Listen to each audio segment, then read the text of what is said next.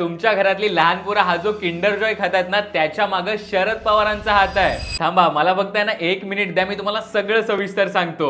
तर ही गोष्ट आहे 2011 ची. इटलीतली जगप्रसिद्ध चॉकलेट बनवणारी कंपनी फरारो यांना आशियामध्ये त्यांचा बिझनेस वाढवायचा होता.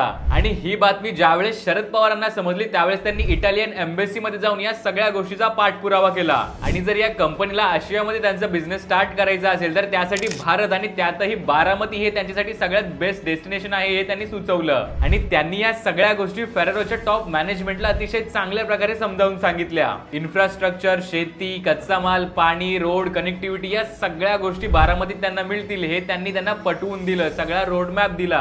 आणि त्याचाच इम्पॅक्ट म्हणून फरारोने 2011 मध्ये त्यांची भारतातली एकमेव मॅन्युफॅक्चरिंग कंपनी ही बारामती MIDC मध्ये सुरू केली. त्यामुळे आज भारतातल्या घराघरात खाल्ले जाणारे किंडर जॉय हे इथेच बनतात. आणि फक्त किंडर जॉयच नाही तर भारतातलं सगळ्यात प्रीमियम चॉकलेट असलेलं फरारो रोचर, टिक टॅक, न्यूटेला या गोष्टी सुद्धा आपल्या बारामतीतच बनतात. म्हणूनच तर म्हटलं